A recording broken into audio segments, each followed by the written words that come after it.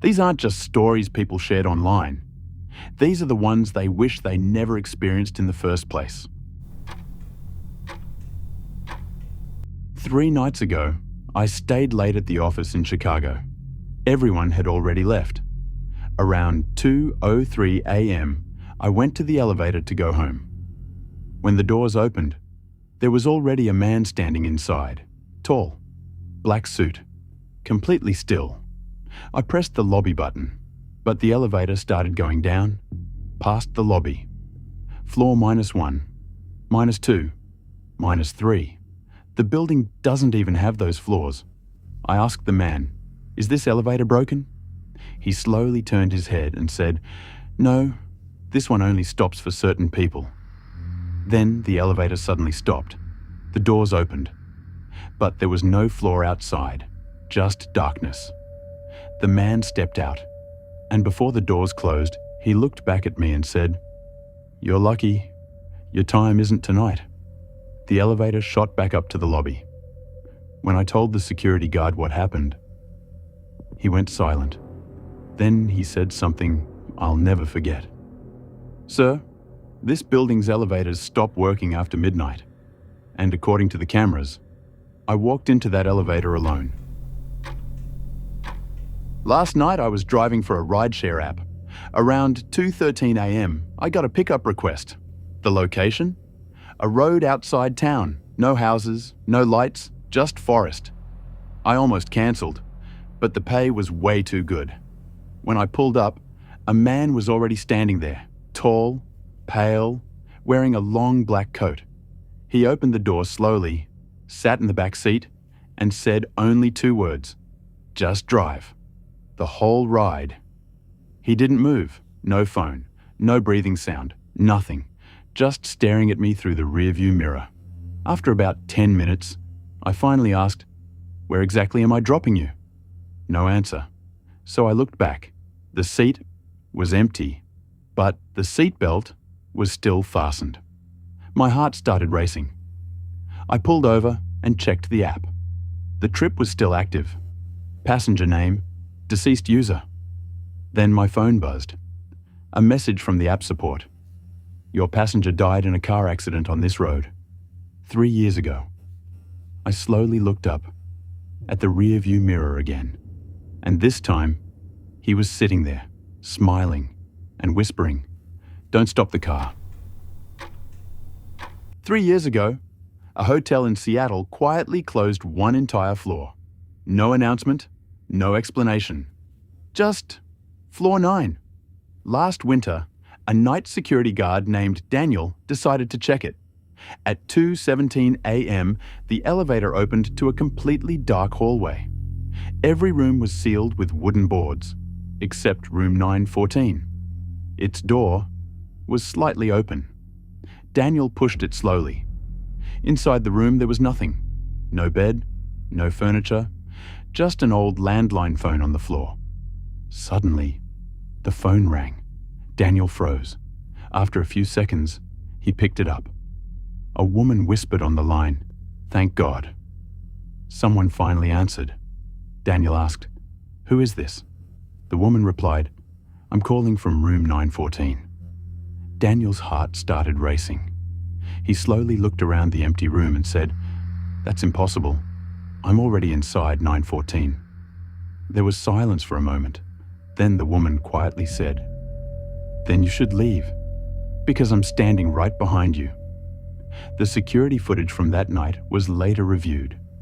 At 2:18 a.m., Daniel ran out of room 914, screaming. The next morning, the hotel permanently sealed floor 9. And the strange part? The police report says there has never been a room 914 in that building. I used to work night shifts at a gas station in a small town in Kansas. Nothing really happens out there. Just long empty roads and fields that stretch forever. There was one field across the road I got used to looking at. At some point, I started noticing someone standing out there. At first, I didn't think much of it, but after a few nights, it felt off.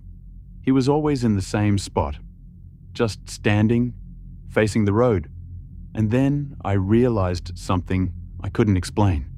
He was getting closer, not in a way you'd notice right away, but every night, the distance felt smaller. I stopped going outside after that, stopped paying attention, told myself it was nothing. But one night, while I was inside, I felt it again, that feeling, like someone watching you. I looked up, toward the glass door, and he was right there, closer than ever, close enough to see his face. Except there wasn't one, just smooth skin, nothing else. I couldn't move. And then, slowly, he raised his arm and pointed behind me. I didn't want to turn around, but I did. And that's when it hit me. He wasn't coming closer to me. He was trying to warn me about something that was already inside with me. I used to take late night walks for a while. Same streets, same silence, just to clear my head. There was this one bench along the route where I first noticed her. She'd be sitting there alone, not doing anything, just existing in that quiet way that makes you look twice. At first, I didn't think much of it, but after a few nights, it started to feel familiar, like she was supposed to be there. Eventually, we started spending time together. It never felt forced. Everything just flowed, like I'd known her for a long time without realizing it. There was something about her presence. Things felt calmer, slower, almost unreal, but in a good way. I never saw her anywhere else. Only that bench, only at night. And for some reason, I never questioned it. I think I didn't want to. Then one night, I broke the routine. I didn't go. It didn't feel important at the time. But when I went back the next night, something had changed. The way she looked at me felt different. Colder, quieter, like something was off beneath the surface. After that, everything slowly started feeling wrong. There were moments that didn't make sense, things she knew that I never told her, a connection that felt deeper than it should have been. And the strangest part, I couldn't remember when or how we got so close. It was like I had skipped something important. One night, everything shifted. She got up and walked past me, close enough for our shoulders to brush. And that's when I felt it. Her skin was freezing. Not cold like the weather, just completely lifeless. I turned around instinctively, but she was gone. No sound, no footsteps, just an empty street like she was never there. That was the first time I felt something close to fear. That night, I went through my phone, trying to make sense of it. I found our chats, and that's when it hit me. The messages didn't line up. They were sent at times I wasn't even awake, conversations I didn't remember having. And the oldest message wasn't from her. It was from me, sent days before I ever saw her. Just one line. I think I finally found you. I used to do late night deliveries in a small town in Ohio. Graveyard shifts, empty roads, no people, just GPS and silence. One night around 2:17 a.m., I got an order. That was already weird, because no one orders food that late out there. The address was at the edge of town, a place where even streetlights stopped working. But I still went. As I got closer, my phone lost signal. GPS froze, then corrected itself, like it really wanted me to reach that place. The house was old, lights off, no cars outside. I almost left. But then, the porch light turned on, slowly, like someone had been watching me the whole time. I walked up, placed the food, and knocked. No answer. Just silence. I waited, then turned around to leave, and the door creaked open behind me. I froze. A voice whispered, "You're late." I turned back, but there was no one there, just darkness inside the house. I didn't argue. I just left the food and rushed back to my car. As I drove away, my phone buzzed. Delivery completed. But then, another notification popped up. Same address, same order, same time. 2:17 a.m. every night for the past 7 days. I checked my delivery history and saw something that made my stomach drop. The customer name wasn't a person, it was my own name. And the profile picture was taken from inside my car, from the back seat. This happened in Los Angeles. A college girl came home late after a party. Nothing unusual. She locked her door, went straight to bed. Around 3 a.m. she woke up, not to a sound, just a feeling, like someone else was in the room. She checked the door, still locked, windows closed, everything normal. She told herself she was overthinking and went back to sleep. Next morning, she noticed something strange. Her closet door was slightly open. She clearly remembered closing it, but she ignored it. Got ready, left for college. That evening, her roommate came back first, walked into the apartment and heard something, a soft movement from the bedroom. She thought maybe her friend was back early, so she called her name. No response. She slowly opened the bedroom door. Everything looked normal, until she looked at the closet. The door was open, just a little. She walked closer and pulled it open. Inside, a man was standing there, perfectly still, watching her. He had been hiding there for hours, maybe longer. Police later confirmed he had been entering the apartment for days, watching them, learning their routine. And that night, when the girl felt something in the room, he was already inside, just a few feet away, in the closet, watching her sleep. What would happen if a human stayed awake for 15 days straight? In the late 1940s, a group of prisoners in the Soviet Union were used for a secret experiment. They were locked inside a sealed chamber and exposed to a special gas, designed to keep them awake. The deal was simple: stay alive for 2 weeks without sleep, and they would be set free. At first, everything seemed normal. They talked, laughed, shared stories. But after a few days, something changed.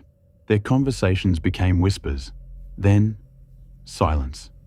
They stopped speaking to each other and started whispering into the microphones instead, as if someone else was listening. One of them suddenly began screaming, not in panic, but non-stop, for hours, until his voice gave out. And then, silence again. When the researchers finally looked inside, what they saw didn't make sense. The prisoners had started tearing into their own bodies. Not like they were in pain, but like they didn't feel anything anymore. Some of them were smiling. When the chamber was opened, the smell was unbearable. Blood, flesh, decay. But they were still alive.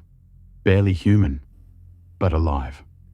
One of them looked directly at the scientists and said, "We are what you become when you can no longer sleep." There are no official records of this experiment. No proof it ever happened. But the story has never disappeared. And people still wonder, what really happens when the human mind is pushed past the point of sleep? This happened in Ohio. A man named Daniel worked the night shift at a small gas station. One night, around 2:30 a.m., a woman walked in. She looked off, pale, quiet. She stood near the counter, staring at Daniel. After a few seconds, she said, "Can I use your phone?" Daniel pointed to the landline. She walked over, picked it up, and dialed. But she didn't speak. She just held the phone to her ear, listening for almost a full minute. Then she placed it back, turned to Daniel, and said, "He's coming." Daniel asked, "Who?" She didn't answer. She walked out. No car. Just gone. About 10 minutes later, a pickup truck pulled in. A man rushed inside and asked, "Did you see a woman? Pale, quiet, maybe barefoot?" Daniel nodded. The man whispered, "That's not possible." Daniel asked why. The man said, "My wife died 3 days ago." Daniel froze. "Tonight, I got a call from this place. No one spoke, just breathing. Daniel slowly looked at the landline. It was slightly off the hook, and from the receiver, very faintly, breathing. In 1974, a group of workers in a remote mountain region of Japan were clearing land to build a road when one of them struck something hard beneath the soil. And when they dug it out, they found an old wooden box sealed tightly and covered in strange markings that none of them could understand. But before they could do anything, a local old man who had been watching from a distance rushed forward and warned them not to touch it, telling them to leave it buried. But the workers ignored him, thinking it was just superstition, and forced the box open, only to find small human bones inside, neatly arranged and wrapped in old paper seals covered with handwritten symbols. And from that moment, the atmosphere around them changed. The air felt heavier, quieter, like something had shifted. But they laughed it off and continued their work as if nothing had happened, until that same night when one of the workers woke up screaming, claiming he saw a child standing at the edge of the forest, completely still, just staring at him without blinking. And the next morning, another worker said he heard footsteps circling his tent all night, slow and deliberate. But every time he stepped outside to check, there was no one there. And by the third day, fear had started to spread among them. 2 workers refused to continue, saying they felt like something was constantly watching them from the trees, and that night one of them disappeared without a trace. No signs of struggle, no footprints leading away, just gone. And when search teams found him the next morning deep inside the forest, he was standing upright between the trees, his body cold, his eyes wide open, and his face frozen in pure terror, as if he had seen something no human was meant to see. After that, the entire site was immediately shut down, and the box was buried again exactly where it was found. But the road was never completed, and even today, people who pass near that forest at night say they sometimes see a small figure standing silently between the trees, watching anyone who comes too close. So tell me, if whatever was sealed inside that box was truly meant to stay there, then why did everything begin only after they opened it? And if they really buried it back, are you sure it stayed there? This story was shared by a forest ranger who quit his job the very next day and refused to ever explain it again. He had been working in a remote mountain reserve, miles away from the nearest town, where his job was simple: just patrol the area and make sure no one entered restricted zones. And one evening, while checking a trail that had been closed for years, he noticed fresh footprints on the dirt, barefoot, deep, like someone had been walking slowly, dragging their feet, heading deeper into the forest. He followed them for a while, thinking maybe someone got lost, but then he realized something strange. The footprints suddenly stopped in the middle of the trail. No turn, no return, just ended, like the person had simply vanished. That should have been enough for him to go back, but he didn't. He looked up, and that's when he saw it. High up in the trees, something was crouched on a thick branch, a human shape, but twisted, its limbs wrapped around the wood in a way no normal body could, completely still, staring down at him. He froze, and then, slowly, it started moving, not climbing down, climbing toward him, through the trees, without touching the ground. Branch to branch, closer and closer. He ran, didn't stop until he reached his cabin, locked himself inside, and stayed there until morning. But when the sun came up, he forced himself to go back, just to prove it wasn't real. The footprints were still there, exactly where they had ended. And right above them, the bark of the tree was deeply scratched, like something had been gripping it tightly. He left that job the same day, never went back, and before he disappeared completely, he told one person just one thing. He said, "Whatever was in those trees never comes down. It just waits above you. If this happened to you, would you run or freeze?"